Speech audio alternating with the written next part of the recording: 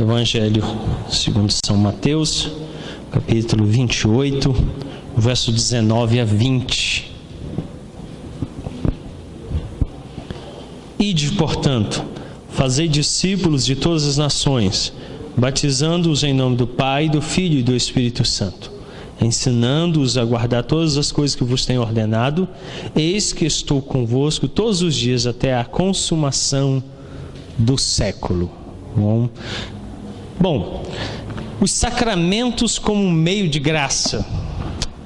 Para estudar os sacramentos como um meio de graça, devemos primeiramente lembrar a incapacidade humana de prover as bênçãos concernentes à sua própria existência.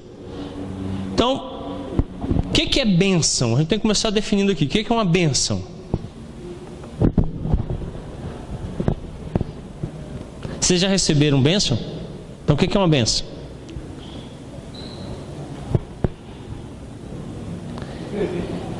Um presente de Deus, é por aí o caminho. A palavra vem de bem. Bem grandão é uma bênção. Então, é um bem maior do que aquilo que nós podemos prover. É um bem que eu não posso me autoprover. Então, toda vez que eu penso num bem que eu não posso prover a mim mesmo, ele é uma bênção. Quem é que concede bênçãos? Deus. As bênçãos só procedem de Deus. Então, isso é uma bênção. Quando nós pensamos no sacramento, nós estamos pensando então na incapacidade humana de prover bênção. Como nós não podemos prover nenhuma bênção espiritual para nós mesmos, o que Deus fez? Ele nos deu os sacramentos, batismo e Santa Ceia. Nesses dois nós aferimos bênçãos para a nossa vida. Toda vez que eu preciso me alimentar espiritualmente, existem meios pelos quais Deus me faz isso. São os meios de graça. Em especial, nós estamos pensando nos sacramentos, porque a nossa lição está centrada neles. Mas nós temos, como meios de graça, a pregação da palavra. Nós temos a oração. Então isso me alimenta. Particularmente, quando eu estou passando por muitas aflições, a oração é um vale de bênção. Porque lá eu sou alimentado por Deus. A palavra. Então, muitos cristãos deixam de se alimentar porque deixam de buscar nessas situações bênção para si. Então, em primeiro lugar, o sacramento e a comunicação da graça. O Catecismo Maior, em resposta à pergunta 154, diz assim: quais são os meios exteriores pelos quais Cristo nos comunica os benefícios da sua mediação? Resposta: os meios exteriores e ordinários pelos quais Cristo comunica à Igreja os benefícios de sua mediação são todas as suas ordenanças, especialmente a palavra, os sacramentos e a oração, todas as quais se tornam eficazes aos eleitos para a salvação. Então, os benefícios, as bênçãos são aplicados por esses meios. Sem esses meios eu não recebo bênção. Então, a forma ordinária e exterior pelo qual ele faz isso são esses meios. Muita gente esquece que Deus age extraordinariamente. Ele age? Age. Deus pode fazer um milagre? Pode. Agora a gente tem que entender o seguinte: por extraordinário, eu entendo, não é natural. Não é natural. Quando eu acordo todo dia, isso é milagre? Não, é natural. A Ilane fica do lado da cama: você acordou hoje? Que maravilha, né? Não, acordou. Agora, se eu morro, aí chama o médico, chega lá, foi embora, bateu as botas, acabou, é o fim, já se foi. No outro dia eu acordo, o que vai acontecer? Eu desmaiava. Porque morto acorda? Foi natural isso? É comum? Ia deixar vocês assim, com a boca aberta? Ia. Então, o milagre, ele não é natural, ele não é comum, ele não é esperado. Ele é algo que foge. Algo que foge. Então, se eu torno comum, aceitável ou esperado, não é milagre. Não é extraordinário. É comum, é ordinário, é natural. É esperado. Então todo mundo espera que alguém acorde. Ninguém espera que um morto acorde, espera. É por isso que a pegadinha do Silvio Santos dá certo. Põe um cara no caixão, alguém espera que alguém no caixão. Põe um cara na cama deitado, e a pessoa levanta, o pessoal vai olhar, e aí, bom dia. Aí põe dentro de um caixão, o cara levanta, o que acontece? Não fica um aqui, corre tudo. Porque não é esperado. Ninguém espera que um morto levante. Então, algo fora do comum, não esperado. Quando alguém chega assim, hoje vai ter milagre aqui, eu falo, já não é milagre. Porque se ele está dizendo que vai ter, é porque já é esperado. Então já não é milagre. O milagre não é esperado. Ele surpreende. Segundo, quem produz milagre é Deus, não sou eu. Se você ler a Bíblia, é sempre Deus produzindo, nunca o homem produzindo. Então eu não posso produzir, é Deus que o produz. Os dons, quando agem de forma os meios de graça agindo de forma ordinária, então o que é o esperado? Eu espero que toda vez que eu venho aqui, alguém seja batizado, ou quando eu fui batizado, Deus possa derramar graça sobre mim. Aí eu sou abençoado. Se eu vier num culto e Deus quiser agir de forma milagrosa em alguém, curando, restaurando alguma coisa, aí é um milagre, aí é extraordinário, isso não é esperado. Quando nós pensamos nos meios de graça, ele é algo sempre esperado e deve ser buscado pelos crentes, porque ele ordenou: toda vez que vos reunirdes, tomem a ceia. Então ninguém vai ficar maravilhado de se alimentar na ceia, é natural, a gente está esperando que ele ordenou. Quando irem discipularem as pessoas, batizem elas. Então para a gente isso é natural, é um meio de graça. Deus está abençoando e a gente tem que buscar esse meio. O que as igrejas fizeram? Relegaram isso a um segundo plano, deixaram de ver nele o meio de graça e ordinariamente de entender que Deus está abençoando, e se tornou um ritual vazio e, como creem os evangélicos, memorial. É só para representar, ele não abençoa. Então nós estamos resgatando esse fato de que ele traz bênção, ele nos alimenta, nos sustenta, nos dá graça e nos livra do pecado. Então ele é um meio de graça, um meio de Deus nos abençoar. Segundo lugar, os sacramentos e a graça redentora de Cristo. Toda vez que você pensa em sacramento, batismo ou ceia, você tem que pensar neles ligados à pessoa de Jesus. Quer ver um exemplo disso? Casamento. Eu vou narrar para vocês a cena do casamento do Fernando. O Fernando vai casar no outro final de semana, né? Ele está tremendo assim, ó. Então no outro fim de semana o Fernando vai casar. O Fernando de paletó na entrada da igreja, o pastor, a sogra, o sogro, os pais dele, padrinhos e madrinhas, as alianças, os convidados. Está completo o casamento? O que ficou faltando? A noiva. Não é notório que ficou sem a noiva? Eu falei dele, dos pais, dos sogros, convidados, as alianças. A minha noiva, não citou a noiva. Sem a noiva tem casamento? Tem? Não. Ele não pode casar com ele mesmo. Tem que casar com outra pessoa. Mulher. Tá? Então, não tem como ele... Para isso é necessário, então, essa outra parte. Toda vez que você pensa no batismo e pensa na ceia, tem algo que não pode faltar. Quem é? Cristo. Cristo. Então Cristo tem que estar ali. Os sacramentos têm que apontar Cristo, tem que falar de Cristo e tem que ser Cristo. Não dá para pensar na ceia sem Cristo. Não dá para pensar no batismo sem Cristo. É algo que a gente fica assim, mas está faltando uma coisa. Então ele tem que estar ali ligado. É essencial para que haja, que tenha Cristo. Como é essencial para que o casamento aconteça, tenha a noiva. Então sem Cristo não há.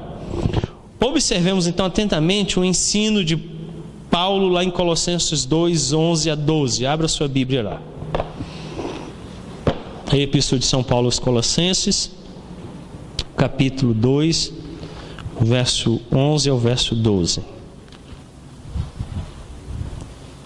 Nele também fostes circuncidados, não por intermédio de mãos, mas o despojamento do corpo da carne, que é a circuncisão de Cristo, tendo sido sepultados juntamente com ele no batismo, no qual igualmente fostes ressuscitados mediante a fé no poder de Deus, que o ressuscitou dentre os mortos.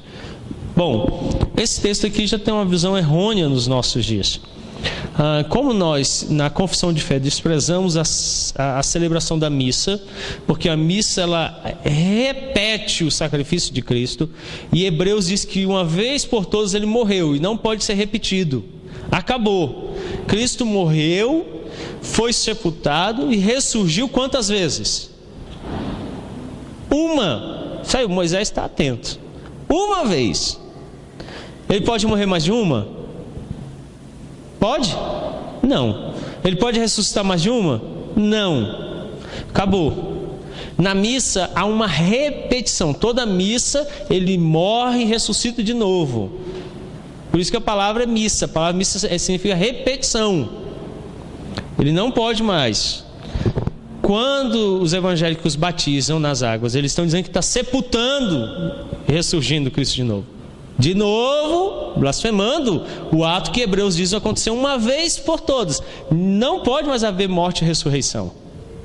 Quando ele diz aqui, juntamente com ele, nós estamos falando do ato passado. Junto com ele lá nós fomos mortos e ressuscitados. Eu não preciso mais ser morto e ressuscitado. Ao mergulhar, eles estão dizendo que a pessoa foi sepultada e está sendo ressuscitada. Não, nós fizemos isso lá em Cristo. Para começar, Cristo não foi sepultado em buraco, tá? Os judeus abominam a ideia no judaísmo de sepultar qualquer pessoa na terra, porque senão ela volta ao pó. Eles sepultam na rocha, porque o pó não se mistura com a rocha. Se você for no Campo da Esperança, tem a ala de sepultamento judaico. É brita, o chão todo é brita. Não se sepulta um judeu na terra, ele é sepultado na pedra. É por isso que Jesus foi sepultado aonde? Na rocha. Em todos os textos bíblicos ele foi para a rocha. Se você quer representar o sepultado dele, tinha que abrir um buraco, pôr a pessoa lá dentro, fechar com uma pedra, depois abrir de novo e ele sair. Não era enterrar ele, não. Quem enterra são os ocidentais. O oriental não enterra as pessoas em buracos, em covas.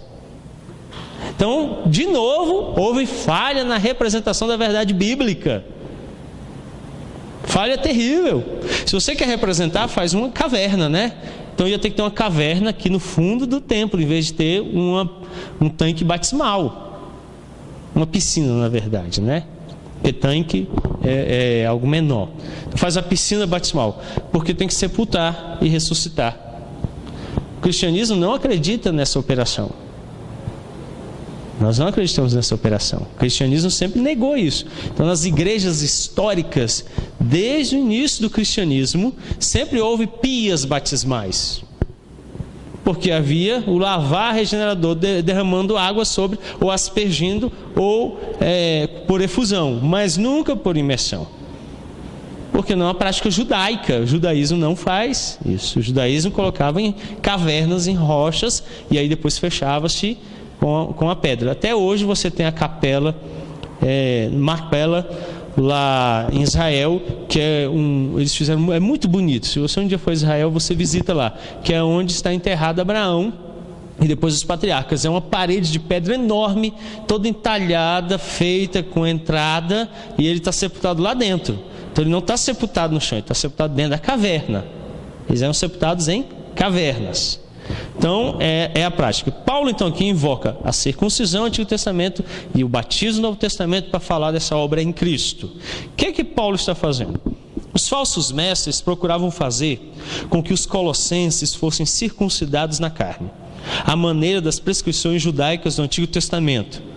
No entanto, agiam assim apenas movidos pelo mero formalismo religioso, sem atentar para o fato de que, no Novo Testamento, a circuncisão fora substituída pelo batismo. Então, a igreja nascente no Novo Testamento, ela estava muito misturada com a religião judaica. Ela veio da religião judaica. Então os judeus que permaneceram dentro da igreja exigiam a circuncisão. O que é a circuncisão? extrair o prepúcio do pênis com corte. Isso era o ato da circuncisão.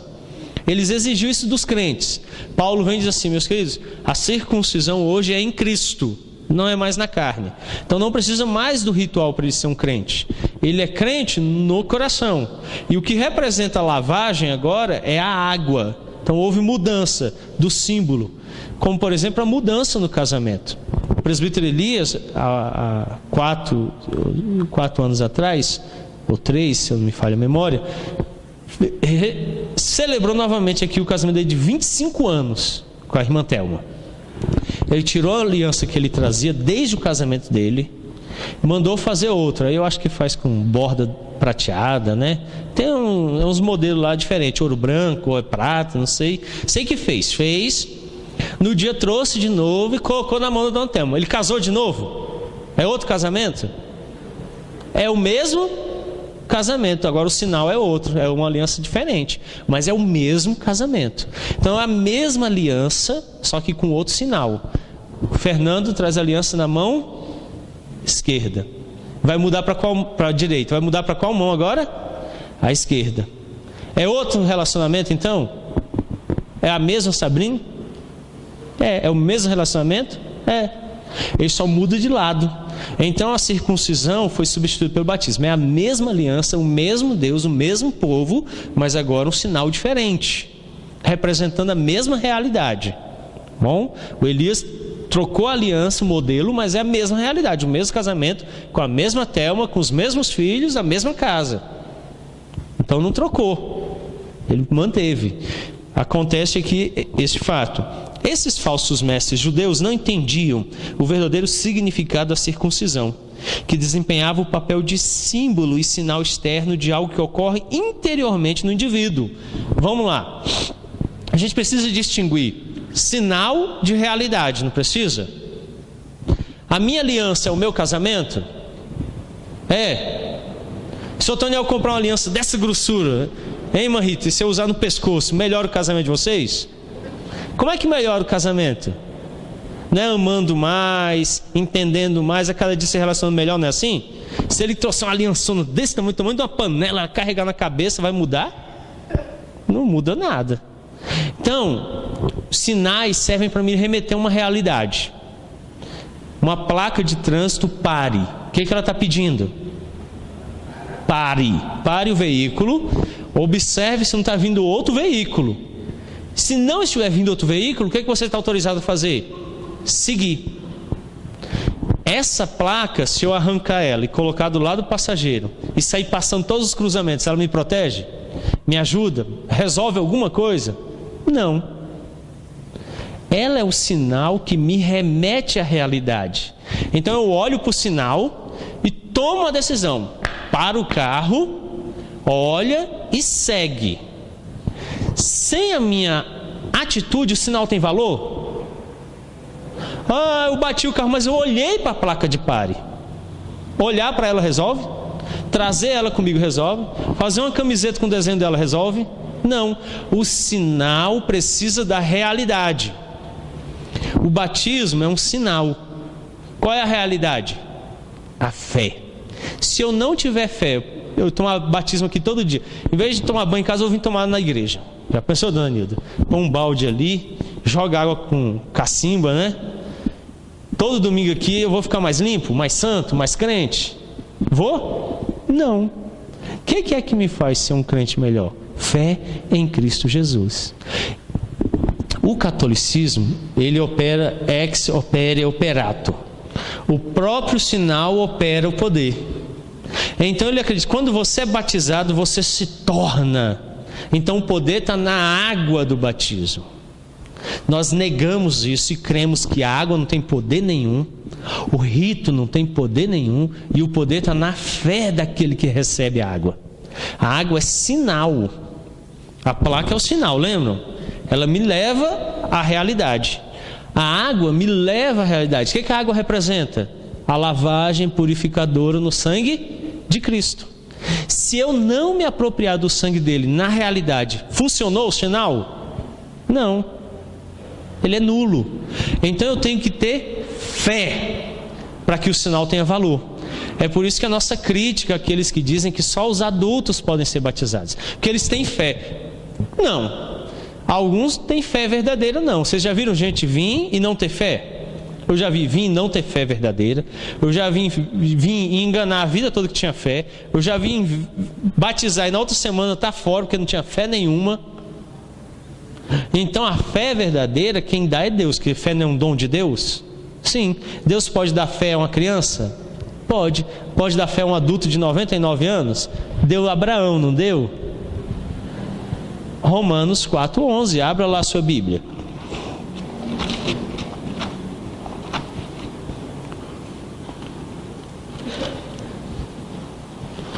Romanos capítulo 4, se não me falha a memória, o verso 11. Vamos ler a partir do 9. Vem, pois, essa bem-aventurança exclusivamente sobre os circuncisos ou também sobre os incircuncisos?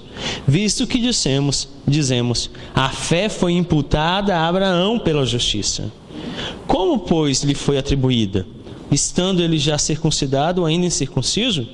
Não no regime da circuncisão, e sim quando incircunciso. Verso 11. E recebeu o sinal da circuncisão como selo da justiça, da fé, que teve quando ainda incircunciso, para vir a ser o pai de todos os que creem, embora não circuncidados, a fim de que lhes fosse imputada a justiça. Então Paulo declara que Abraão recebeu fé, foi imputada. Quem deu fé para ele? Deus. E ainda não era ele circuncidado quando recebeu fé. Então o batizado precisa de fé. Sem fé não há batismo. Batismo não produz fé. Batismo aumenta a fé, se ela já existir. Se não tiver, não dá. Não dá. Então seria tolo da minha parte chegar e falar assim, me dá aí 10 quilos de adubo. Você vai pôr aonde? Não, eu vou colocar lá, mas a planta eu ainda não tenho. Você está colocando adubo aonde? Para que adubo? O que eu preciso ter antes do adubo? A planta. Então é tolice alguém chegar e falar assim, eu vou me batizar. Mas você tem fé? Não, depois que eu batizar eu vou ter fé. Não tem sentido isso, né? O adubo não alimenta a planta? O adubo alimenta a planta. Sem planta ele vai alimentar o quê?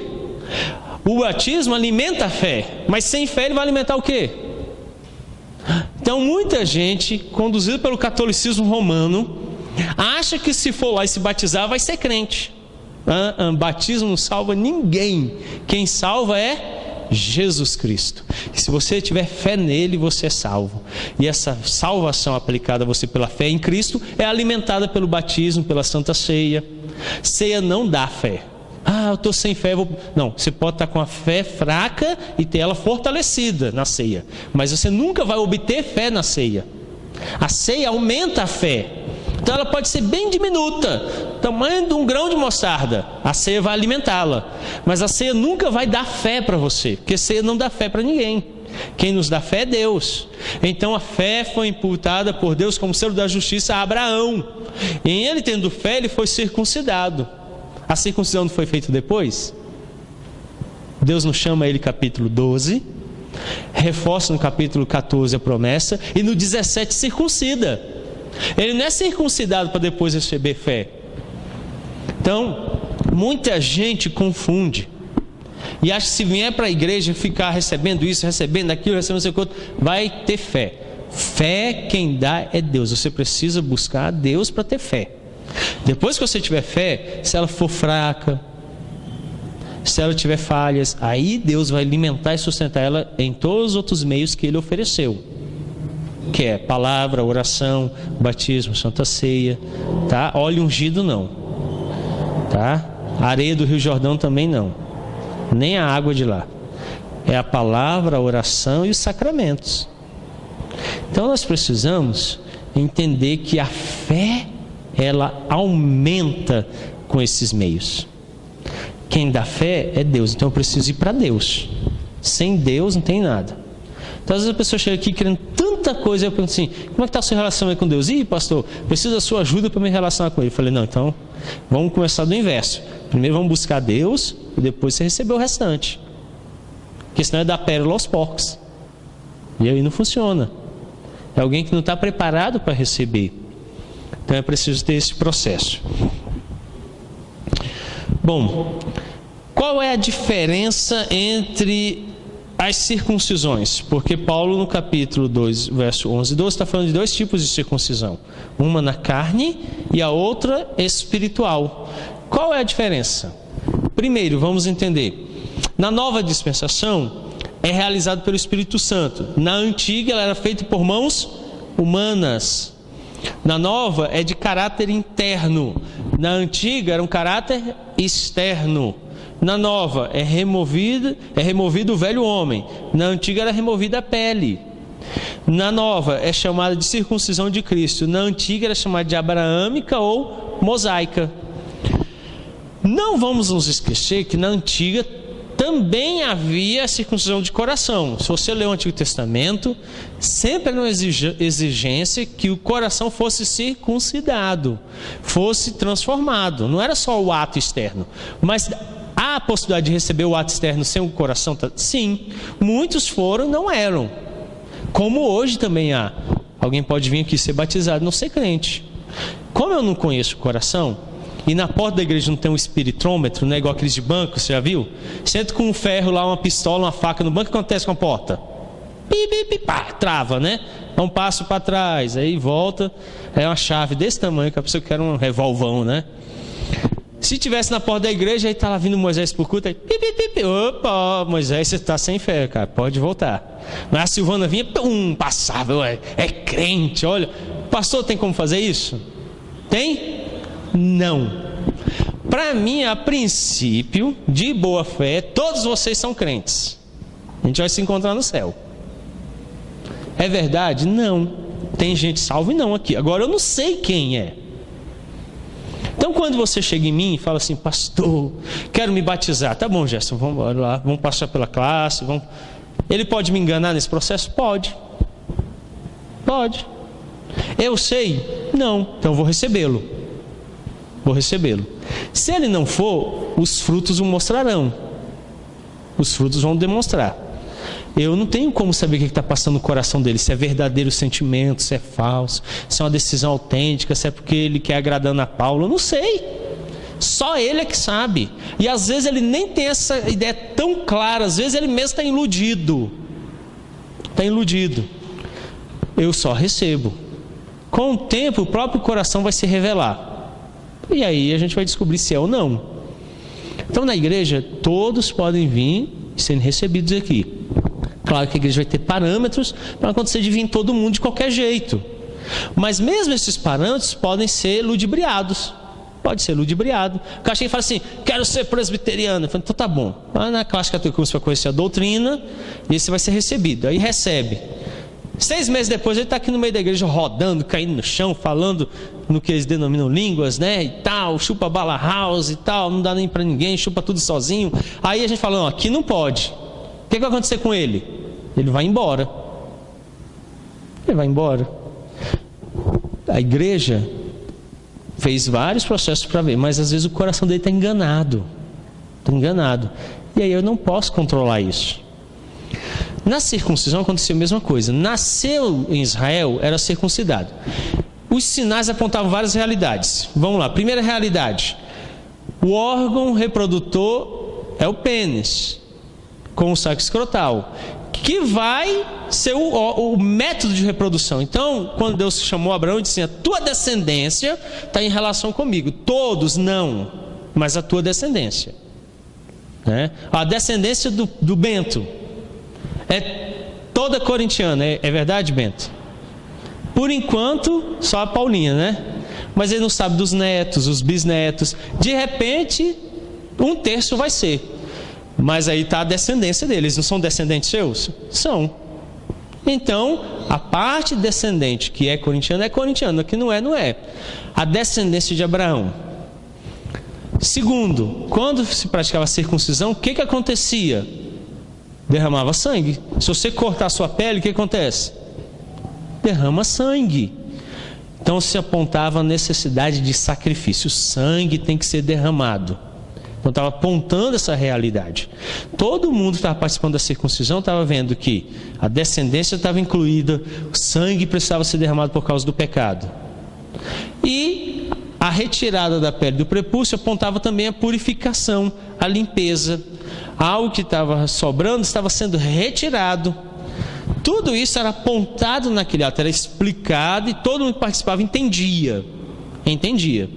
Então, quando ele crescia, ele queria saber o que era. A Alice quis saber por que ela foi batizada na infância. Ela viu o quadro, no quarto dela leu: papai, por que eu fui? Eu fui explicar. Então, eles tinham um entendimento, eles sabiam o que estava acontecendo. Todo mundo que foi circuncidado era crente? Não. Porque teve gente que não creu, não quis seguir a Deus. Todo mundo que é batizado é crente? Não. Porque tem gente que não creu, tem gente que não quer seguir a Deus. Então, ele não é. Mas quem tem fé autêntica, aí o sinal tem valor. Então o Ribamar está dirigindo o carro, viu uma placa de para. Viu uma placa para reduzir a velocidade, reduz. Viu uma placa dizendo que para dar preferência, ele dá preferência. O que vai acontecer com o Ribamar? Vai ser um bom motorista, vai ser premiado por isso, não vai ganhar multa, vai fugir de muitos acidentes de trânsito. Agora o Vando não está nem aí, viu de pare, acelera. Preferência, ele mete a buzina e passa com luz alta no cara. Mandou reduzir, ele acelera. O que vai acontecer com ele? Boas multas vão chegar na casa dele. Provavelmente ele vai sofrer um acidente em qualquer um desses lugares onde ele desobedeceu a sinalização, porque ela existe para o bem dele. Então ele vai receber punição. Ele fez mau uso dos sinais, ele vai ser punido. O que fez o bom uso, o que acontece com ele? Ele é agraciado. Então quando eu faço um bom uso do sinal, eu sou abençoado. Quando eu faço um mau uso, o que acontece comigo? Eu sofro. Então vem na igreja e fala assim: eu vou ser abençoado ali, porque se o pastor jogar aquela água em mim, aí eu vou ser crente. Isso é verdade? Não. Para ser crente eu preciso ter fé em Jesus. Ele não teve, não se arrependeu dos pecados. Aí eu subo lá, no dia fico eufórico, o pastor me molhou, jogou água em mim e tal, saiu crente daqui, lendo a Bíblia, né? Começa na segunda-feira de manhã em Gênesis, falando assim, até sexta-feira eu chego em Apocalipse. Na quarta-feira, o Campeonato Brasileiro em alta, eu já largo o texto para lá, né? Na sexta-feira eu já não estou nem pensando em igreja, porque a água não muda nada, só molha você. Mas quem vem com a fé autêntica no coração em Cristo, e o sinal remete ele para uma realidade de limpeza, purificação, lavagem pelo Espírito, na obra salvadora de Cristo, vai começar a segunda, terça, quarta, quinta, sexta e assim por diante, e ele vai continuar tirando proveito, não da água, não do rito que o pastor fez, mas da obra salvadora de Cristo Jesus aplicada pelo Espírito Santo na vida dele. É algo completamente diferente. Primeiro, é divino, é espiritual. Segundo, é poderoso. Quando você crê no sangue de Cristo e se apropria dessas promessas, isso é poderoso na sua vida. Transforma a sua vida. Só a água que ele jogou aqui não resolve nada. Então, o ato se torna vazio e destituído da graça. O sinal perde valor. Para que o sinal tenha valor, é necessária a fé. Então, como a nossa fé é fraca, débil e vacilante, o que Deus fez? Nos deu meios para sustentá-la. Quando o catecismo, então, fala sobre isso, eu acho que é a pergunta 112... Não, é 112 que nós vimos hoje. 167. Como devemos tirar proveito do nosso batismo? Então a pergunta está sendo voltada não a quem está se batizando, porque ela já fez isso antes. Ela está falando agora quem já foi. Então ela diz, como é que nós tiramos proveito do nosso batismo? Você lembra o ano que você foi batizado? Quem lembra aí? Faz assim. Bom, eu lembro o ano que eu fui batizado. Então, como é que você tira proveito do seu batismo? Aí ele vai responder: o dever necessário, mas muito negligenciado, de tirar proveito de nosso batismo, deve ser cumprido por nós durante a nossa vida. Então ele diz que não é só aquele ato histórico passado, no dia que você foi batizado. Ele diz que é contínuo. Durante toda a sua vida você tem que tirar proveito do batismo. Agora como? Vamos lá. Especialmente no tempo da tentação. Tem alguém aqui que não é tentado? Pode levantar a mão aí. Todos nós somos. Todo mundo é tentado. Todo mundo. Quando nós estamos sendo tentados, é a época apropriada, a hora apropriada. Aí ele continua dizendo assim: no dia da tentação e quando assistimos à administração desse a outros. Vocês lembram o último batismo que teve aqui? Lembram-se? Então nesse dia você tem que tirar proveito. Aí ele continua: por meio de séria e grata consideração da natureza dele. Então naquele dia tem que pensar e falar assim: rapaz, como é sério.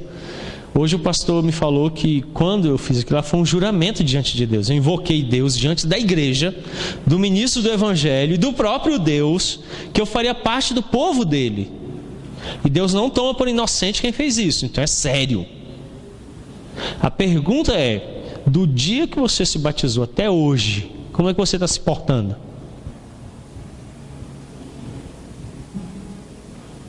Eu vou ao Rio de Janeiro com frequência de férias.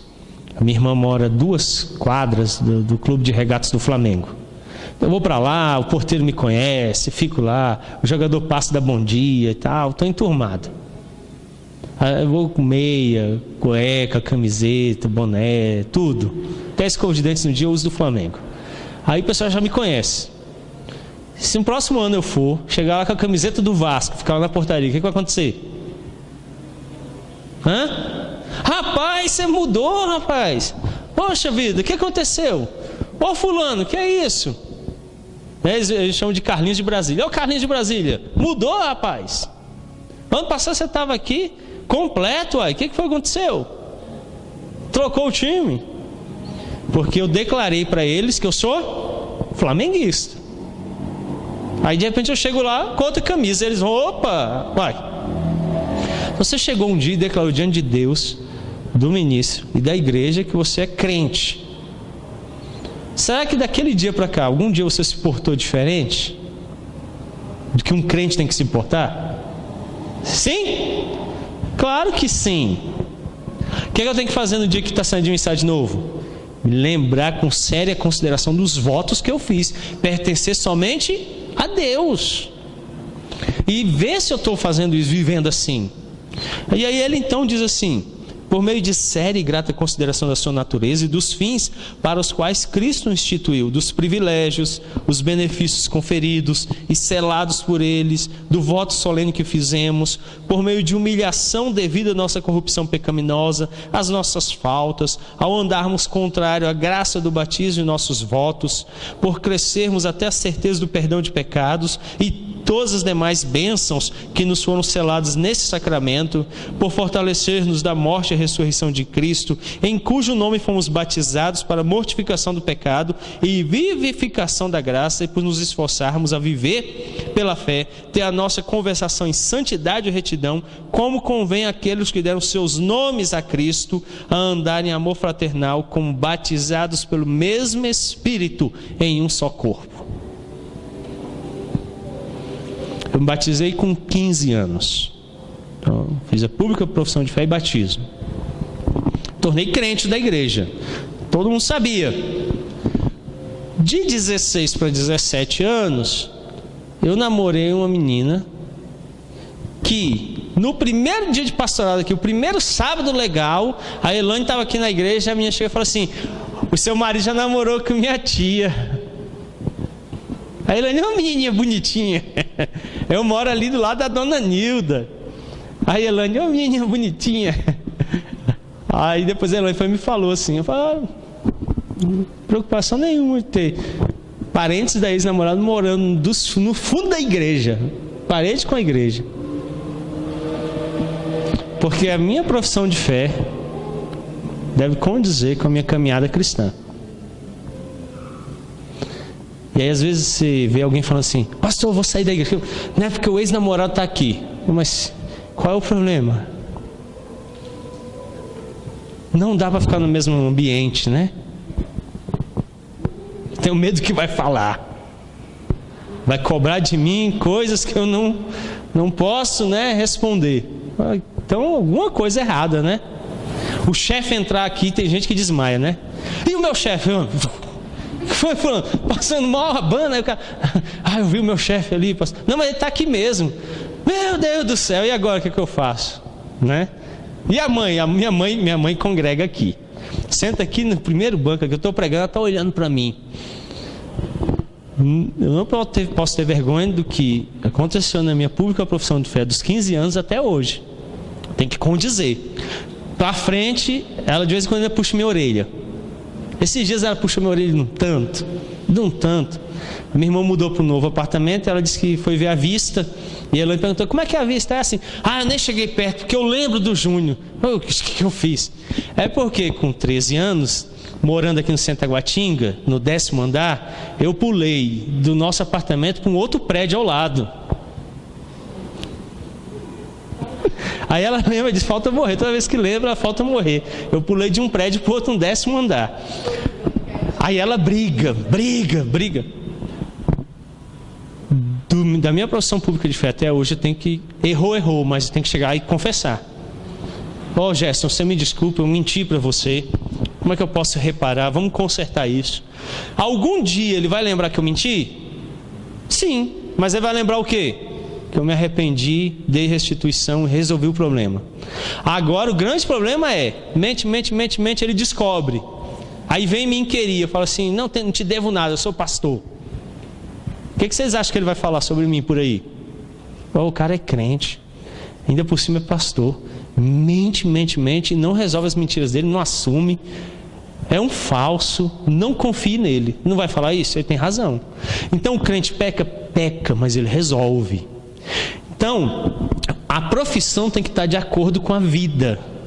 Senão ela nega, um nega o outro.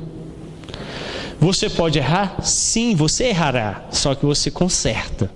O crente vive assim. O ímpio não está nem aí. Vai levando a vida. Uma vez ou outra a consciência acusa. Por acusação da consciência ele melhora um pouco. Outros para manter a imagem. Mas o crente não. O crente é por causa da confissão de fé autêntica e verdadeira de viver na presença de Deus. Então eu preciso me examinar. Aí a pergunta é, como é que eu tenho me portado do dia que eu professei diante de Deus, dos homens, que eu seria crente até hoje? Condiz com o Evangelho? Preciso de mudança? Preciso ter a fé aumentada? Eu preciso me portar de maneira diferente com algum pecado? E aí o batismo me alimenta contra o pecado, porque a lavagem serve para isso. O Isaac é replay de banho direto. Quando eu falo replay, é porque ele já sabe que tem que voltar e lavar alguma coisa. Ele chega e fala assim, pai, como é que ficou minha mão? Limpinha.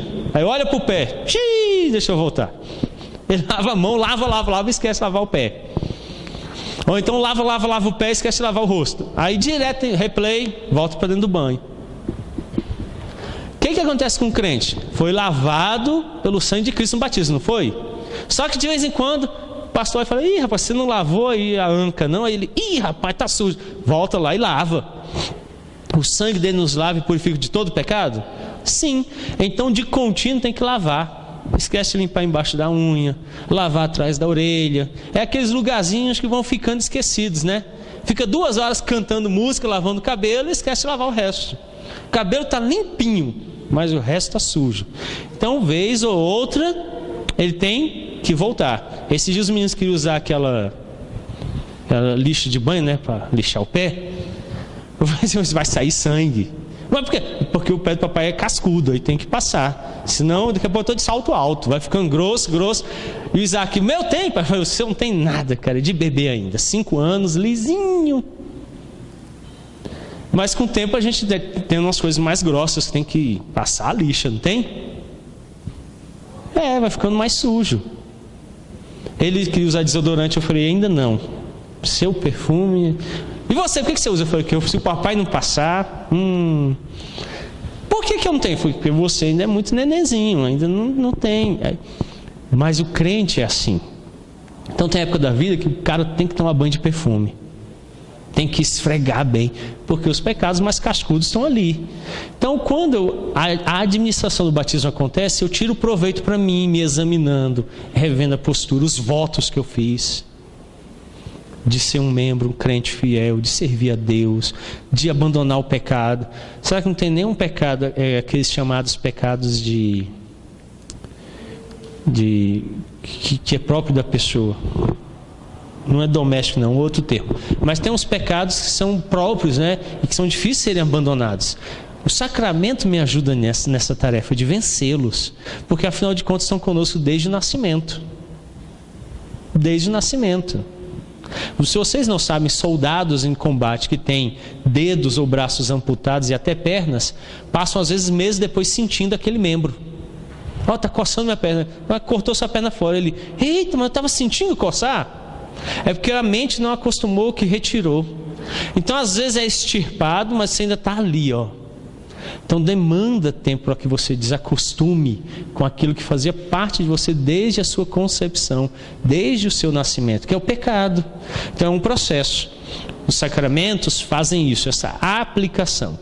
Então, quando era extirpado aquilo que denotava imundícia, o sangue era derramado e a posteridade estava inclusa, era esse o sinal.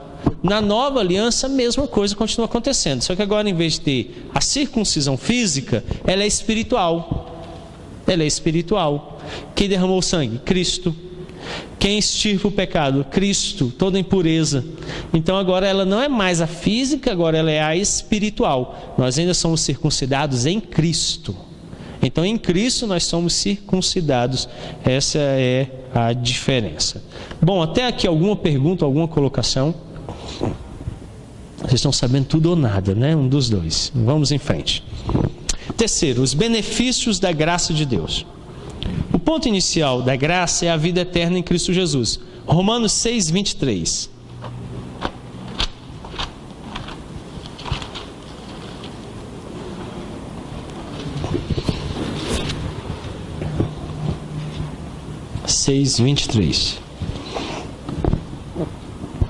Porque o salário do pecado é a morte, mas o dom gratuito de Deus é a vida eterna em Cristo Jesus, nosso Senhor.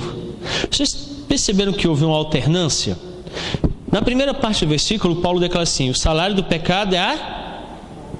Mas aí ele liga: mas o dom gratuito de Deus é a vida eterna em Cristo Jesus. Então, no pecado, eu tenho que mostrar isso para vocês fisicamente. No pecado, eu venho para cá. Aqui eu estou no pecado. Qual era a recompensa? Morte. Quando eu venho para cá, em Cristo, qual é a recompensa? Vida eterna. O problema é que muita gente esquece que tem esse processo de transição. É por isso. Vocês acham que a gente está aqui agora porque eu não tinha nada para fazer? Vocês acham isso mesmo? O pastor inventou a escola dominical para a gente vir para cá. Se não tivesse ninguém aqui agora, se eu estivesse em casa, eu ia receber do mesmo jeitinho no final do mês. Eu não ganho, não é porque estão presentes aqui.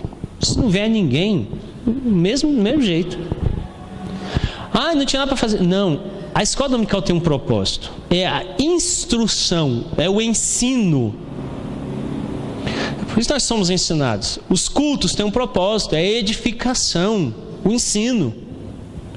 Então, quando eu estou sendo ensinado, instruído, eu estou mudando de posição no pecado para em Cristo, para deixar a morte e receber vida. É um processo muito amplo que envolve toda a nossa vida. Se matemática exige tanto estudo e português exige tanto estudo, quando nós dizemos respeito à vida eterna, o que vai exigir? Mais estudo ainda. Então eu tenho que ser ensinado, eu tenho que compreender. A matemática é uma questão intelectual, só isso, intelectual. O espiritual envolve todos os aspectos da minha vida, físico, emocional, espiritual, intelectual, tudo. A Bíblia envolve tudo. Eu preciso trabalhar com tudo isso. Por exemplo, Paulo declara em 1 Coríntios capítulo 6 que tem um pecado que não é praticado fora do corpo, mas é no corpo. Qual é ele? A prostituição. Então eu tenho que trabalhar o meu corpo, o meu eu, o meu corpo físico precisa ser afetado. Porque o pecado está sendo praticado no físico, diz Paulo.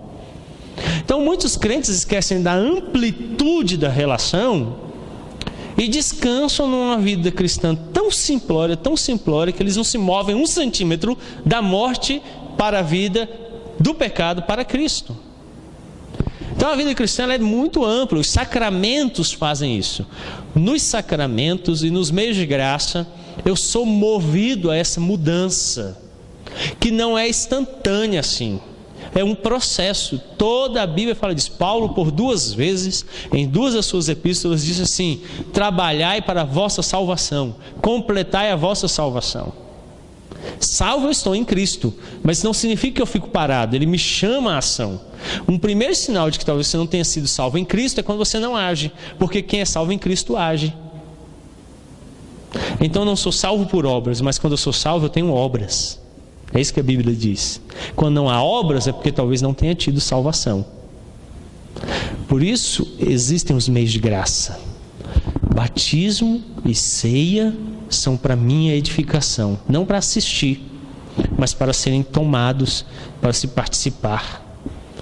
Quando alguém está sendo batizado, você tem que meditar seriamente na sua postura.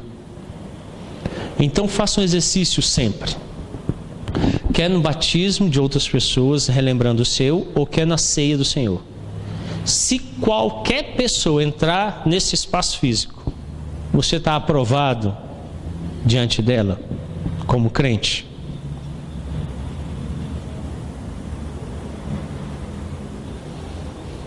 Se entrar o filho, um vizinho, familiar, um amigo, colega de trabalho, você está aprovado?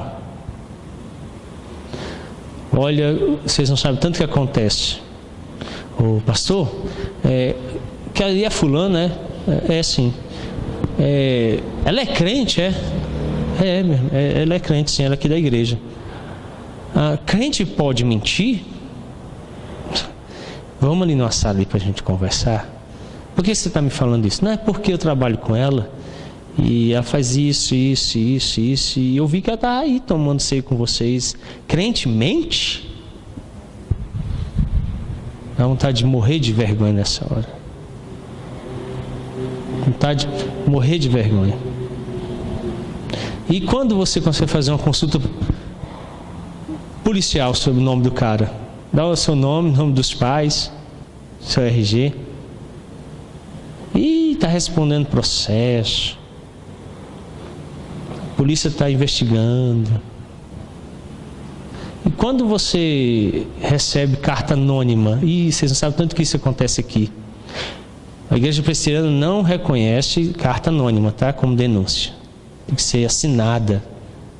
Mas chega direto: pastor, olha o fulano, está se portando assim, e é tão feio para a sua igreja, ela é tão bonita. A última dizia isso: ela é tão bonita essa igreja. Pastor, eu sou fulana, e eu queria dizer que ele tem me encontrado, mas ele é casado, né? Pastor, ele já falou para você que ele tem filhos, que ele não está nem aí para os filhos dele, que ele largou todo mundo. Vocês não sabem tanto que dói isso. Tanto que dói. É terrível. O que ele está vivendo não condiz com o que ele professou. Pode acontecer um erro? Pode. Mas viver na prática do erro não dá. Não dá. Nós não estamos dizendo que nós somos santos. Nós estamos dizendo que nós estamos buscando a santidade. Então é muito comum. Olha, um dia desse chegou um aqui. Olha, eu trouxe essa caixa aqui. Você comprou, meu irmão? Não, eu peguei lá no trabalho. Aí eu falei assim, se eu pegasse lá na sua casa alguma coisa para dar aqui, daria certo? Hein, Danilo, só chega lá para almoçar hoje com as netas. Mas cadê os garfos? Aí assim, o pastor veio aqui e pegou tudo para dar na igreja. A senhora, que felicidade, agora já comer com a mão, né? A senhora ia fazer isso? Chamaram a polícia, falaram: polícia, roubaram meus talheres aqui. E foi o pastor. Agora, se a senhora chegar e falar assim: pastor, eu estou dando, pode pegar. Aí eu não posso? Mas não é porque eu sou seu vizinho que eu vou lá e vou pegar tudo. Aí a pessoa acha que porque ela trabalha na sessão, ela pode pegar. Tanto de vezes que eu ouço, mas vai ficar tranquilo, eu tiro o xerox já no trabalho. Vocês sabem que xerox, pessoal, aqui é cobrado na igreja. Acho que é 9 centavos, 10 centavos. Tem que ver com o tesoureiro o valor. Toda vez que você precisa tirar uma xerox para você, eu quero fazer uma cópia do meu documento. Aí a igreja cobra. Porque o toner que tem aqui é para usar na igreja. Na igreja. Não é para usar. Então eu não posso chegar lá e tirar um monte de cópia para o Isaac pintar. Eu desenhar, ficar desenhando. Não posso, é da igreja. Aí eu posso tirar para usar na classe, escola dominical, num culto. Eu não posso usar para mim. E aí direto as pessoas falam assim: pastor, pode deixar essa cópia, eu faço lá no meu trabalho. Aí eu vou olhar a descrição, ministério, não sei o que lá. Falo, não vejo nada dizendo que é para tirar cópia para a igreja. Está errado? Está errado.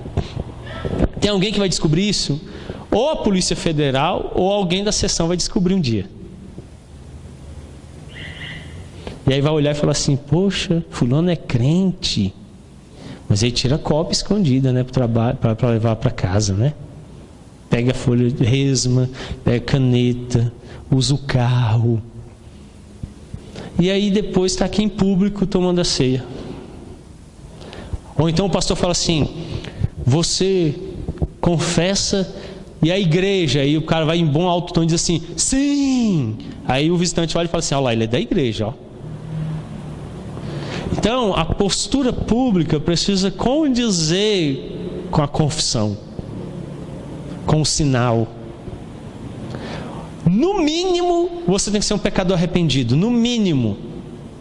Não dá para ser um pecador assumido sem resolução dos problemas. Então, é necessário que haja essa relação pública e notória entre o que eu fiz no batismo e na Santa Ceia com o que eu pratico na minha vida no dia a dia. As pessoas precisam olhar e ver, e ser notório, ser público, ser perceptível. Porque senão uma hora ou outra a casa cai. A casa cai. E aí as pessoas vão sendo instruídas. Eu vou instruir, falando: olha... aí eu vou esquecer as cartas, que é anônima, né? Telefonema. Estou ligado para falar que fulano está fazendo isso aí. Não resolveu nada. Aí eu vou falando publicamente, falando: olha, você quer? Põe no papel, assina, traz que a gente vai investigar. Aí vai chegando. Aí a gente começa a chamar. Ô Fernando, me trouxeram aqui dizendo que você tirou 10 resmas de papel lá, rapaz, tal. Vamos resolver isso? Paga de volta. E mostra para eles que você não pega mais, tá bom? Não, tá bom, pastor, vamos mais fazer isso. Eu estava acostumado, não vou mais fazer. O que vai acontecer lá? Todo mundo, o cara é crente, ó. O cara pegava e não pega mais. Ele até devolveu o dinheiro. Que coisa impressionante. Mas se isso não acontecer, um dia vai acontecer de alguém da mesma sala do trabalho dele vir e ver ele aqui na igreja e vai falar assim: mas ele é crente. Para mim, crente não roubava. Para mim, crente não pegava as coisas sem poder. Não testemunho contrário à fé? Então, como é público, isso vai acontecer. E aparece gente de todos os lugares. Todos os lugares. Então aqui tem a irmã Neuza, que me conheceu, tinha 17 anos, é membro aqui hoje com toda a família. Minha mãe congrega aqui. Tem a vizinha ali que é prima da ex-namorada. Então aí vai chegando gente. Vai chegando gente, e vai aparecendo gente. Eu cresci aqui em Taguatinga. E vai aparecendo gente. Um dia desses veio um aqui pedir ajuda, era de Belém. Falei: rapaz, em 85 eu fui a Belém. Vai que a gente se encontrou por lá, né? A vida é assim. Então eu preciso trazer isso para a prática. Então é necessário essa vivência. Mas ela também diz respeito à fé e ao arrependimento. Jesus Cristo é a única fonte da graça divina. O sacramento me remete a Cristo. Lembra que eu falei no início? No casamento ela ficou faltando noiva. Sem a noiva não tinha casamento. Sem Cristo não tem os meios de graça. Sem Cristo não funcionam os sacramentos. Então no sacramento eu tenho que sempre ser remetido a Cristo. Sempre. Suponhamos então que eu esteja vivendo com um pecado me perseguindo. Não consigo abandonar esse pecado. O que Cristo faz? Ele me ajuda a vencer o pecado. Ele não venceu o pecado, ele não é o Cordeiro de Deus que tira o pecado do mundo? Quando eu vou a Cristo, Ele não é apropriado para isso? Cristo não tira verruga, não acaba com bico de papagaio, Ele não resolve o problema de cheque sem fundo, Ele não serve para nada disso. Então quem está oferecendo na igreja aí, venha, libertação, se você vier a campanha para não ter cheque sem fundo, vai continuar tendo, trabalha para pagar os seus cheques. Não, quem tem verruga, vem que o pastor orando cai na hora, mentiroso. Para tirar a verruga tem que passar o remedinho lá. Qual é o remédio? Farmacêutica Luciana. Tem um remedinho lá que pinga, né? Aí vai, queima a verruga, cai a verruga. E isso tira a verruga. Cristo não tira a verruga. O que Cristo tira do mundo, diz lá o texto? O pecado.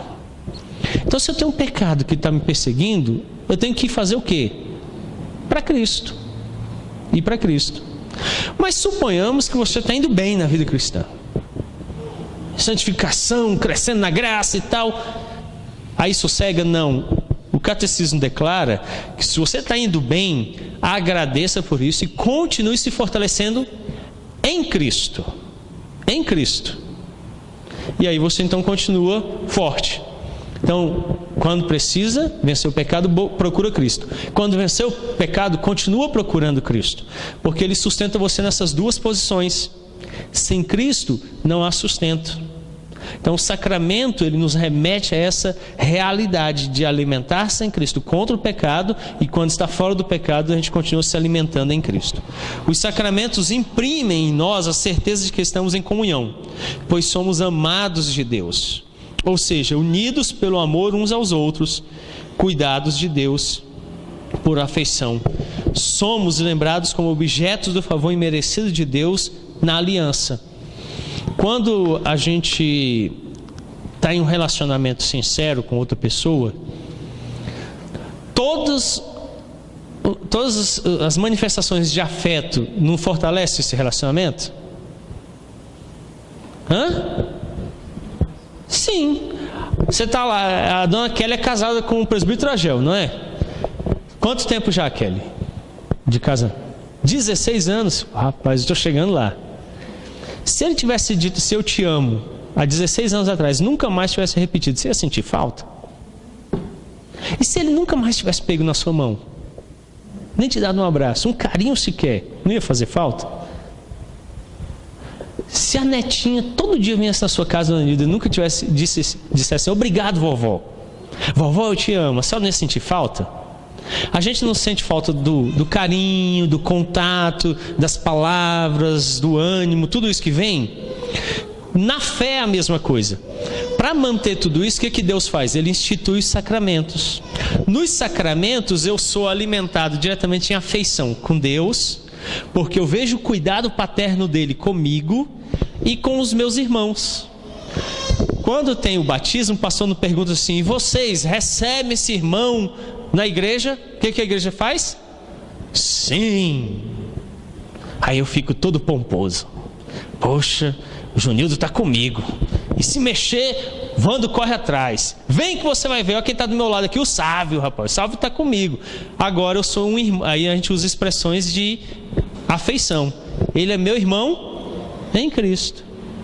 Isso, Anne, agora não é só seu irmão, agora ele é meu também. Aí ela já falou assim: ah, pastor, eu brinquei com ela no dia que ele foi recebido, passei pela Suane, a Suane é irmã de sangue dele. Aí eu falei assim: isso, Anne, agora ele é meu irmão também. Aí ela: pastor, eu falei: agora é meu irmão.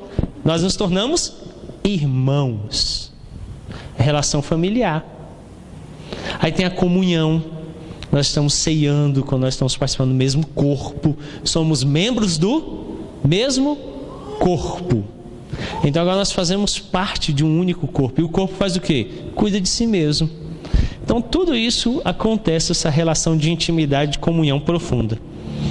Concluindo, os sacramentos como meio de graça nos fazem lembrar de nossa total dependência do Senhor, que Ele de fato nos sustenta e fortalece ao prover as bênçãos necessárias à nossa preservação espiritual. É por isso que o sacramento exige explicação. Quando o pastor está aqui, vocês já perceberam que eu fico explicando? Toda vez que vocês estão recebendo pão, estão recebendo vinho, o que eu faço? Estou falando. Por que eu estou falando? Para instruir. Outra coisa que eu sempre peço para vocês é que você conheça as promessas anexas a cada sacramento. A Bíblia tem promessas anexas a cada sacramento. Se eu conheço, o que acontece quando eu participo? Por exemplo, eu vou dar um exemplo para vocês. Esses dias eu passei uma linha férrea. Aí tinha uma placa: pare, olhe e ouça. Aí eu estou andando, o cara estava viajando, 2.178 km. As crianças estavam tranquilas, eu nem tinha perguntado se estava chegando. Pai, está chegando, está chegando. Um gritava, outro gritava, o rádio ligado para ver se intertia. Aí eu desliguei. Aí disse: que foi, pai? Foi. Vamos embora. Aí ela: pai, o que é? Fala para mim. Eu falei: a placa dizia: pare, olhe e ouça. Vocês têm que fazer em silêncio para eu ouvir. Aí ela: pai, para de dar susto. Eu falei: não, susto é se eu fosse e viesse um trem e passasse em cima. Então qual o benefício que eu tive em cumprir todos os sinais? Eu não estou esmagado, essa hora está só metade de mim aqui. Vocês já imaginaram? Só as pernas aqui falando? Não ia dar certo, né? Então, para não ser esmagado, eu vi o sinal e cumpri uma realidade. Quando eu venho aos sacramentos, eu também tenho que tirar benefícios, para não ser esmagado. Quais são os benefícios? Eu tenho que ir na palavra e ver as promessas. Então, um dia desse eu fiquei tão enfermo, tão doente. Aí no final de semana teve a Santa Ceia. Ouvido inflamado, sinusite, garganta.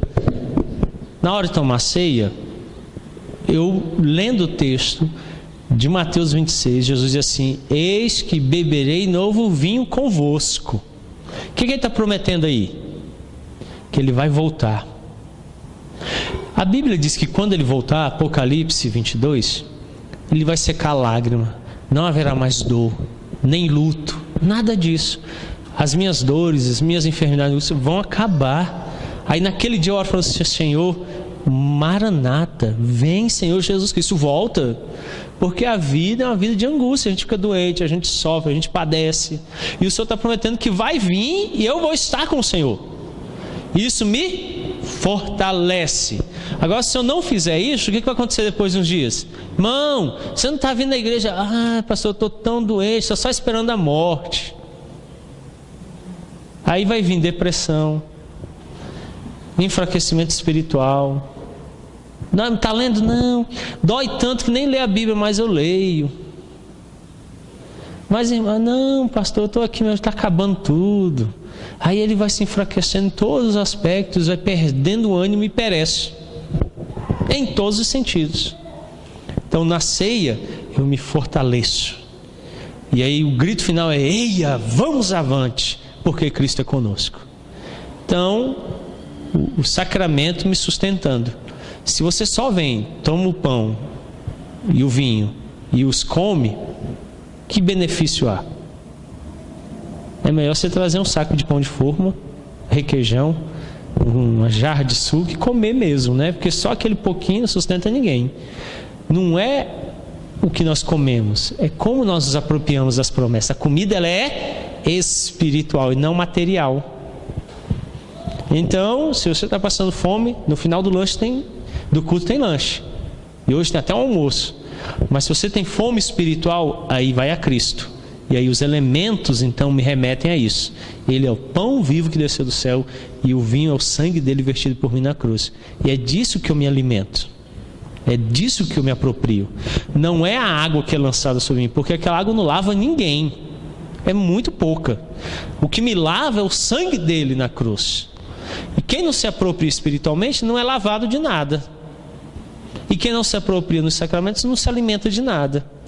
E aí ele sai daqui como um tolo, participa e não acontece nada. Com o tempo ele fica tão chateado, mas tão chateado que ele abandona. E aí é muito comum você ouvir sendo: e para ceia para quê, pastor? Não acontece nada. Hoje vai ter batismo. Não se anima, porque não tem proveito nenhum. Quem está participando da forma correta tem crescimento correto, ok? Bom, pensando sobre o que nós vimos hoje, alguma pergunta, alguma colocação? Sim, Renata.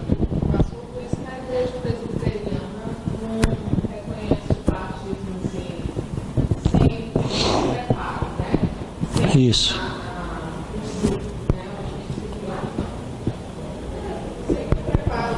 Catecúmenos, né? Diferente de outras igrejas que o pastor levanta a mão e lá na frente você participar.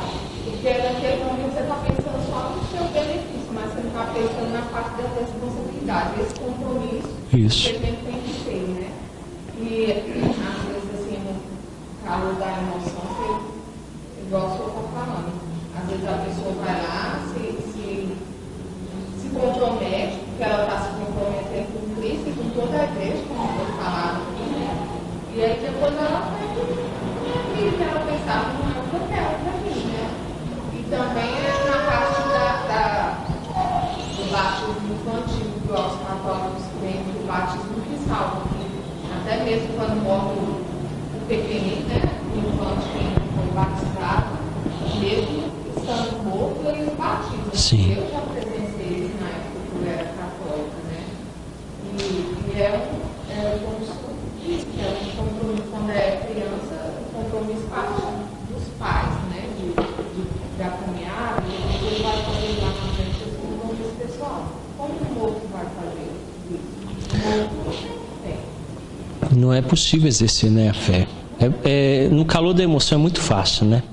Uma vez um rapaz chegou para mim, quero casar. Rapaz, 15 dias de namoro. E calma e tal. Não, pastor, é muito lindo. Eu falei, vai cair os dentes, vai ficar enrugada, vai ficar barriguda, tal, e pode até ficar careca. Careca! Eu falei, Aí ele, não, então eu vou pensar. Pensa bem. No caso, só no calor da emoção não, né? A gente fica velho, não fica? Fica. As coisas mudam, né? As coisas tem que pensar bem, né? Você dá conta de pagar, vai chegar água, luz, telefone. Cabeleireiro nunca cessa, esse é difícil. Esse não para de vir nunca, né? Unha todo final de semana, aí escova o cabelo. Aí mesmo, 15 conto, né? 15 não, quanto que é a unha? 26, eita, rapaz, a inflação tá aí, 25, mão e pé e tal, né? Não é que eu esteja falando contra a dona Silvana, não, mas é porque é caro. Aí a mulherada vai todo final de semana, já chega em casa, lava a louça, já arranca tudo, aí volta de novo. Aí o cara fala assim, pastor, é muito difícil mesmo, eu vou pensar mais. Eu falei, pensa. Pode ser um voto assim, né, precipitado. A mesma coisa na igreja. Rapaz, você vai ter que vir nos cultos. É mesmo? Tem que vir nos cultos. E ler a Bíblia. Mas para ser crente tem que ler. Rapaz, tem que orar. Orar? Não, pastor, então vou esperar mais um pouquinho. Porque você sendo crente, você vai ter que fazer tudo isso. E até dizimar. Aí é que um monte pula fora mesmo. A vida cristã exige e abandonar pecado. Vai ter que largar o pecado. Aquele pecadinho que eu gosto, aquele lá você vai ter que deixar. E aí eles vão pensando mais. Acontece até com os seguidores de Jesus. No dia que ele dá uma apertada, eles vão falar assim, rapaz, as palavras que você está dizendo aí são duras, hein? E a Bíblia então registra, a partir daquele momento, muitos já não seguiram mais. Porque quando você está recebendo, todo mundo quer. Quando tem que dar um contrapartida, ninguém quer, né? Eu fui no aniversário e o aniversariante falou assim, você vai querer beber? Eu falei, eu vou beber. Aí ele disse, mas tem vinho, você pode beber vinho. Eu falei assim, não, eu não bebo, porque a minha pessoa eu quero beber, né? Aí ele falou assim, eu ando com Cristo, então não vou beber. Aí ele falou, mas eu também ando com Cristo e eu bebo. Eu falei, ele já está bem contrariado, só andando com você e vendo beber desse tanto. Não dá para pensar que você não tem muito argumento. Nós precisamos de fato coadunar o que vivemos com o que professamos. Nós hoje temos uma facilidade muito grande e eu vejo com preocupação a fé reformada está assim crescente. Por um lado, seduz falsamente muitas pessoas que acham da hora ser, né? Tão bonito ser, né? Vou comprar as institutos, ando com a Bíblia de Genebra no braço, né? É da hora. Hoje você vai fazer sucesso em qualquer lugar que você chegar. Mas será que ele está disposto a viver aquela realidade cristã? Essa é a pergunta. Aí é nessa hora que muitos abandonam. É aí que muitos vão embora. Então, a vida cristã exige essa seriedade do pronunciamento com o comportamento. Pronunciamento e comportamento. O que você fala tem que ser o que você vive. Porque mais cedo ou mais tarde você será cobrado. Se aqui não, lá no reino dos céus, o que ele falou? Senhor, Senhor, o que ele disse? Apartai-vos de mim, vós que praticais a iniquidade. Eu não vos... mas eu, e um monte de coisa que eles fizeram. Ele falou assim, conheço não. Porque não havia realidade e o que foi professado, eram distintos. Então eles viviam de um jeito, mas não condizia com o que eles deveriam ser. E ele diz, conheço vocês não. Então é muito importante que a gente tenha. Os meios de graça nos remetem a isso constantemente. Tanto o batismo quanto a ceia me chama a essa profissão verdadeira da vida cristã. E aí a igreja nutre você para que você pratique isso. É por isso que é importante a vida eclesiástica. Vir na igreja me prepara para isso, para responder essas situações. Senão ele vai sendo aquele crente meia boca, né? O resto da vida, enganando a quem ele pode. E aí ele engana aqui, não dá certo, o pessoal descobre, ele vai para outro lugar, engana lá um tempo, não dá certo. E aí ele, no final da vida eu encontrei um assim, ele citou tantas denominações para mim que ele foi, que eu fiquei impressionado. Eu falei, rapaz, se fosse para procurar emprego na empresa, o currículo ia ser de várias folhas. Tinha passado em todo lugar, já tinha sido de tudo. Então aí é um perigo. Então a constância na vida cristã indica também que você está tendo constância com o que você professa. Porque ninguém engana tanto tempo seguido assim. Então ele está vivendo realmente. Dona Nilda. O exemplo de vida é o mais importante. Eu estava falando isso, a Silene um dia falou assim, mãe, eu vou pôr um cinto da Sácia. Eu simplesmente no meu carro, não está falando. Porque ela, não sei se é porque ela dirige muito bem, então ela pega paciência assim, muito rápido. Quem vacila, né? Então, isso não vai fazer isso não. Porque até para isso, né, tem que a pessoa... Testemunha, né? Ensino, ela estressa, assim, se a pessoa está devagar num lugar que não pode, ela já manifesta, já fala, então eu falo, não, você não vai fazer isso não. Nós temos um exemplo de um colega meu, pastor, dirigindo a W3, aí viu um irmão na frente, aí deu luz alta e tal, o irmão colocou a mão para fora e fez um sinal para ele que a gente não pode repetir. Aí ele foi, acelerou, parou do lado, falou, irmão, sou eu. Aí disse que ele olhou, virou na primeira rua e foi embora. Aí quando encontrou, falou assim, estava só sinalizando para dar um oi, e você estava meio nervoso, né? Então a gente tem que ter muito cuidado, né, com o que fala, onde fala. A criança é fantástica. Olha, eu gosto tanto de conversar com criança. Você chega assim e fala assim, oi, e o papai? Papai tá bravo hoje, pastor. Ele falou palavra feia. É mesmo? Que bonitinho. Vem cá conversar com o pastor aqui. Senta aqui, quer pirulito?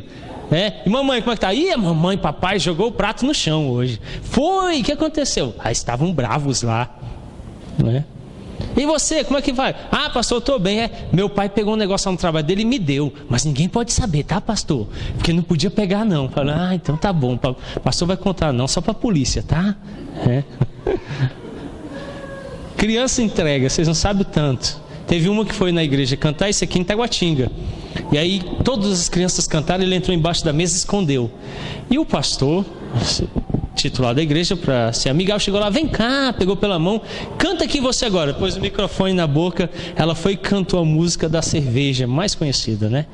Aí estavam com vergonha e tal, rindo e tal. Aí no final o pai foi e falou assim, é porque eu tomo tanta cerveja que ela já associou a propaganda e já aprendeu até a musiquinha e tal, né? Esse foi o problema. Conhecia mais a música da cerveja do que o cântico que cantou as crianças. Então elas são assim, notórias, elas falam mesmo. Elas falam mesmo, né? Então às vezes é bom conversar com os filhos, você saber o que é que os pais são, que eles contam tudo, né? E você não se engane, eles estão observando. Direto Isaac está lá no outro quarto, não sei o que, rapaz, você está ouvindo, né? Então eles estão ouvindo tudo, vendo tudo, sabendo tudo. Então de vez em quando os pais passam uma vergonha, eles contam, né? No trânsito, papai, no trânsito, pastor. É igual o Pateta naquele desenho, vira um monstro, passa em cima de todo mundo. Aí você fica descobrindo o que está acontecendo, né? Então a sarça é um bom identificador. Eu gosto de ter sarça e ver sarça nos outros carros para saber o que está acontecendo por aí. Eu vou até mandar fazer uma maior para a gente pôr na lateral, na porta do lado. Põe em cima, até do helicóptero Detran vai dar para o cara ver. Olha lá, um crente.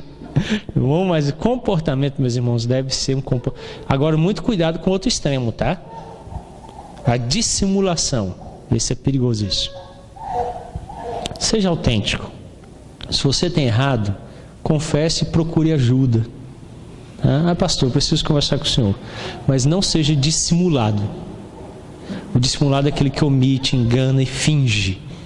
Isso é terrível. Não finja. Você vai enganar você mesmo e seu fim vai ser terrível. Então está tendo um problema, procure ajuda. Não finja. Não finja, porque a dissimulação é fatal. Uma hora ou outra a máscara cai. Quando cair, todo mundo vai ver. Então é melhor você procurar ajuda do que você fingir que nada está acontecendo. Todos nós precisamos de mudança urgente. Procurar a Cristo é a melhor coisa que você pode fazer. Vamos orar? Pai querido, obrigado por esta manhã, pela graça. Obrigado porque o Senhor, sabendo que a nossa fé é frágil, débil e necessita de ajuda, nos proveu os meios de graça necessários para o sustento dela. Agora nos ajuda então a nos apropriar desses meios, para fortalecer a fé, para alimentá-la, a fim de que tenhamos um ganho real, que a nossa fé seja fortalecida e vençamos o pecado.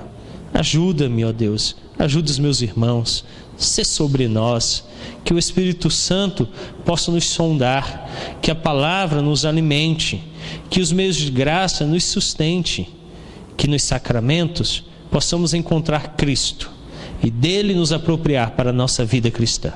Dirige meus irmãos e irmãs, sê conosco agora quando vamos nos dirigir ao almoço para comemorarmos, ó Deus, e lembrarmos o Dia dos Pais. Nós damos a Ti ações de graças pela vida de cada um deles. É o que nós pedimos e rogamos, Pai, em nome santo de Cristo Jesus. Amém. Deus os abençoe.